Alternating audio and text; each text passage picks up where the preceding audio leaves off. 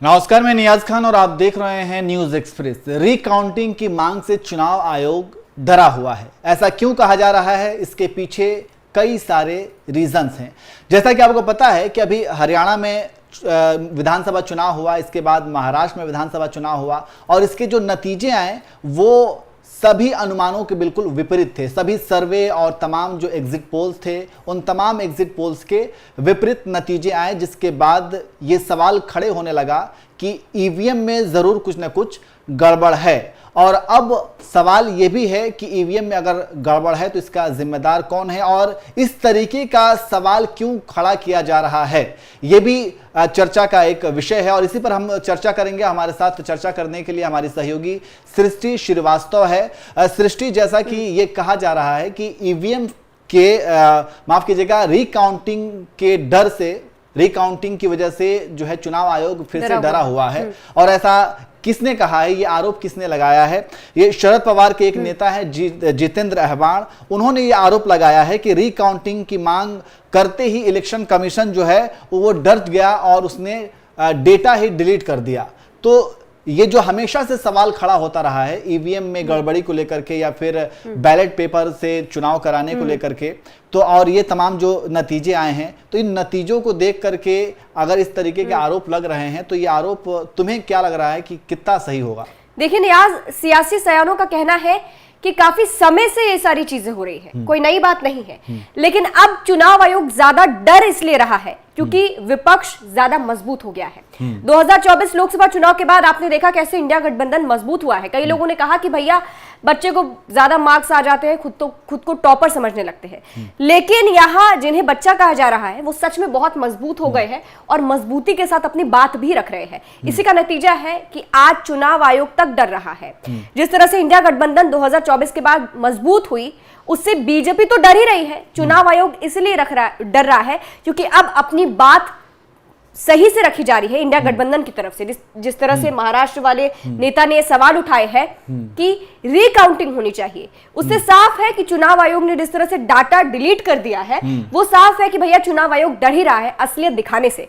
जब आप गलत नहीं है तो आप चीजें छुपा क्यों रहे हैं? बिल्कुल, और ये सवाल इसलिए भी खड़ा हो रहा है क्योंकि सुप्रीम कोर्ट और इलेक्शन कमीशन ने ये खुद अधिकार दिया है कि अगर आपको किसी भी तरह की कोई दिक्कत है या फिर आपको कोई शक शुबा है तो आप रिकाउंटिंग की मांग करा सकते हैं, बशर्ते कि आपको उसके चार्जेस जो लगेंगे तो पैसे आपको खुद खर्च करने पड़ेंगे रिकाउंटिंग के लिए। लेकिन यहां पर हुआ क्या कि चुनाव आयोग ने वो डेटा को ही डिलीट मार दिया, ऐसा आरोप है। और ये जो डेडलाइन है डिलीट मारने की वो है हफ्ता दिनों का, लेकिन आरोप ये है कि वो 5 दिनों के अंदर ही वो सब कुछ डिलीट कर दिया गया। यानी कुछ तो गड़बड़ी है नहीं, कुछ तो छुपाया जा रहा है। जिस तरह से विपक्ष हमेशा से ईवीएम पर सवाल उठाता आया है कि भैया ईवीएम में कुछ तो गड़बड़ी है, ईवीएम की वजह से बीजेपी जीत जाती है, तो क्या चुनाव आयोग का डेटा डिलीट करना यह बताता है कि सच में ईवीएम के कारण ही बीजेपी की जीत हो रही है? क्योंकि आप हरियाणा देख लीजिए, महाराष्ट्र देख लीजिए, हरियाणा में तो बीजेपी को खुद को नहीं पता था कि उनकी सरकार बन जाएगी, वो जीत जाएंगे। अपनी जीत से बीजेपी वाले खुद ही डर गए थे। जिस पर सबसे ज्यादा सवाल उठे थे कि भैया क्या ईवीएम में गड़बड़ी है। देखिए, कुछ लोग ये भी बोलते हैं कि भैया झारखंड में इंडिया गठबंधन ने सरकार बनाई, इंडिया वालों जीत गए, तो वो ईवीएम पे सवाल क्यों नहीं खड़े कर रहे हैं? तो आपको ये बता दें, पवन खेड़ा ने साफ लफ्जों में कहा है हमारी जीत भी होती है फिर भी हम ईवीएम पर सवाल उठाते रहेंगे क्योंकि ईवीएम हमेशा से गलत रहा है। यानी वो अपनी बात से मुकर नहीं रहे हैं।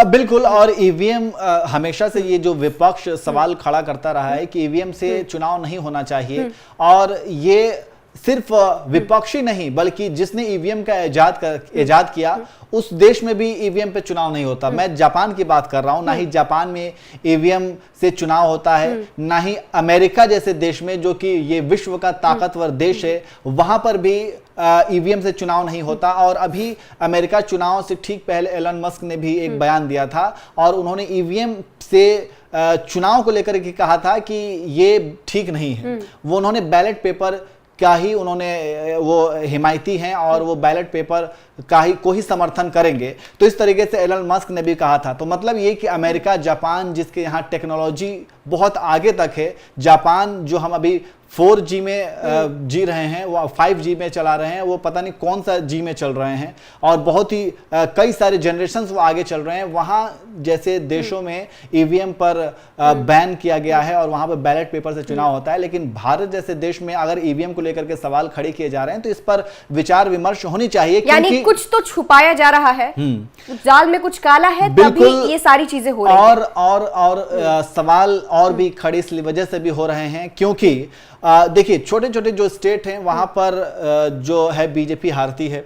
जैसे कि बात की जाए अगर जम्मू कश्मीर की, तो जम्मू कश्मीर को लेकर के वहां पर बीजेपी हारती है, झारखंड में बीजेपी हारती है, लेकिन हरियाणा, महाराष्ट्र, इससे पहले मध्य प्रदेश, राजस्थान, ये तमाम जो स्टेट हैं जो हिंदी का एक गढ़ है, जहां पे पॉलिटिक्स जो है वो बहुत ही पावरफुल बन करके उभरती है, उन सारे स्टेट में बीजेपी जो है वो कब्जा करके हमेशा से रखती है।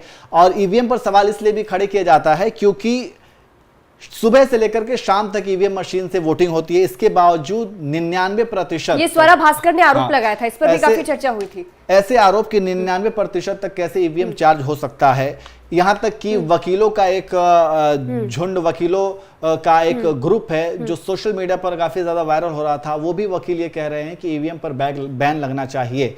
तो इस वजह से ईवीएम को लेकर के ये कहा जा रहा है। तो जो भी रिकाउंटिंग को लेकर के चुनाव आयोग पर जो सवाल खड़े किए गए हैं और ये कहा गया है कि रिकाउंटिंग के डर से, रिकाउंटिंग की वजह से चुनाव आयोग डर गया और इस वजह से उसे पूरा का पूरा डेटा डिलीट करना पड़ा, और ये आरोप शरद पवार के नेता जितेंद्र अहवाण ने लगाया है। इस आरोप को आप कैसे देखते हैं और क्या आप भी मानते हैं कि ईवीएम मशीन जो है वो कहीं ना कहीं धोखा है और ईवीएम मशीन की जगह पर बैलेट पेपर से ही चुनाव किया जाना चाहिए, या फिर महाराष्ट्र या फिर हरियाणा जो कि चुनाव के वहां पे जो नतीजे आए वो बिल्कुल ही उलट थे और उलट हैं, क्योंकि यहां तक कि बीजेपी को भी ये उम्मीद नहीं थी कि उनकी सरकार वहां पर बनने वाली है। तमाम सर्वे, एग्जिट पोल्स सब के सब फेल हो गए और वहां पर बीजेपी की सरकार बनती है। तो आप क्या कहेंगे ईवीएम मशीन को लेकर के, और जो भी विपक्ष आरोप लगा रहा है ईवीएम को लेकर के और मांग कर रहा है कि ईवीएम की भी